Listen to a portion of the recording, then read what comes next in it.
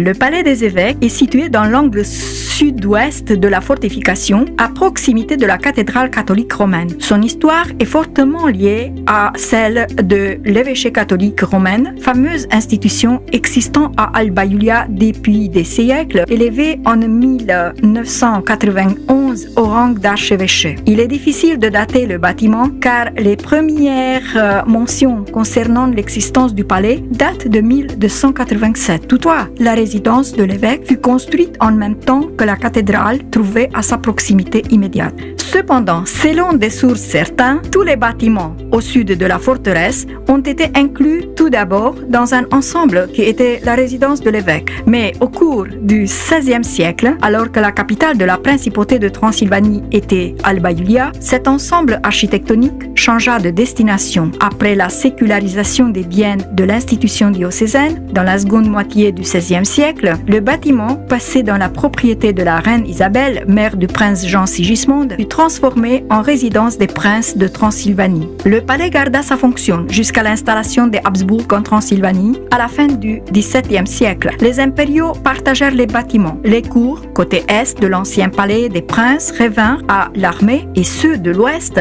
à l'évêché catholique. L'évêque catholique y fut réinstallé à partir de 1715. En 1736, par des démolitions entamées, le palais fut séparé de son aile orientale et des autres bâtiments du complexe rajoutés au cours du XVIIe siècle. Toutefois, on pense qu'auparavant, le côté est du palais épiscopal communiquait directement avec la cathédrale par un passage au niveau de l'étage. Le palais, tel qu'il est de nos jours, est le résultat des permanents changements et transformations intérieures et extérieures. Les récents travaux de restauration ont mis en avant les encadrements des portes et des fenêtres d'époque Renaissance, ainsi que des éléments décoratifs de la galerie, à savoir des fenêtres avec ouverture dans 3 registres clairement séparés depuis le XVIe siècle. À présent, le palais de forme carrée renferme une cour intérieure au milieu de laquelle est dressée la statue de l'évêque confesseur Aaron Martin et abrite le siège de l'archevêché catholique romain d'Alba Iulia. Il ne se visite pas. Le seul point de visite pour le public intéressé consiste en